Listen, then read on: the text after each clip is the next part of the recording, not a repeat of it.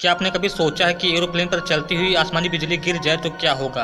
अगर नहीं सोचा तो हम आपको बता दें इस वीडियो में कि एरोप्लेन पर बिजली गिरने से क्या होता है। लेकिन उसके पहले इस वीडियो को छोटा सा लाइक और सब्सक्राइब कर दें। आसमानी बिजली प्राकृतिक रूप से अनेक शक्तियों में से एक है, जो आपको बता दें कि आसमान से गिरने वाली बिजली में 1 अरब वोल्ट तक ऊर्जा होती है। इतनी ऊर्जा एक 60 वाट के बल्ब को 6 माह तक लगातार जलाने के लिए काफ़ी होती है। इतना ही नहीं, आसमानी बिजली सूर्य की सतह से 5 गुना ज़्यादा गर्म होता है।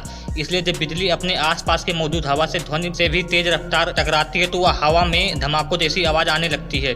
इसके साथ ही अगर आप इस बहुत करीब से देखते हैं तो आपकी इस समय कुछ लिए आंखों के लगभग अंधा भी बना देती है। अब बात करते हैं एरोप्लेन की, तो आप कहेंगे कि जब आसमानी बिजली इतनी खतरनाक होती है एरोप्लेन को बहुत ही नुकसान होता होगा। लेकिन सच तो यह है कि एरोप्लेन को कोई भी बड़ा नुकसान नहीं होता है। अगर एरोप्लेन किसी तूफान के केंद्र के 20 मील से कम दूरी पर होता है तो यह रडार पायलट को जानकारी दे देता है। इस जानकारी को पुख्ता कर पायलट एरोप्लेन को तूफान से बगल से निकाल लेता है। लेकिन सवाल ये है कि अगर बिजली से एरोप्लेन को कुछ नहीं होता है तो फिर प्लेन को तूफान के बीच से क्यों नहीं निकाला जा सकता? ऐसा इसलिए क्योंकि तूफान के बीच में होने वाले टर्बुलेंस से एरोप्लेन को ज़्यादा नुकसान हो सकता है। तेज हवाओं की वजह से एरोप्लेन का नियंत्रण पायलट्स के हाथों से छूट सकता है और एरोप्लेन क्रैश हो सकता है। अब सवाल ये है कि अगर एरोप्लेन तूफान से गुजरता है तो बिजली से उसे नुकसान क्यों नहीं होता है? तो आपको बता दें कि एक एरोप्लेन की हवा में उड़ाने से पहले इसके कई टेस्ट किए जाते हैं, जिनमें से एक हाई वोल्टेज टेस्ट भी होता है। एरोप्लेन की सतह पर एक तरह की कंपोजिट मटेरियल का इस्तेमाल किया जाता है, जिसकी वजह से बिजली एरोप्लेन के ऊपर से गुजरती है,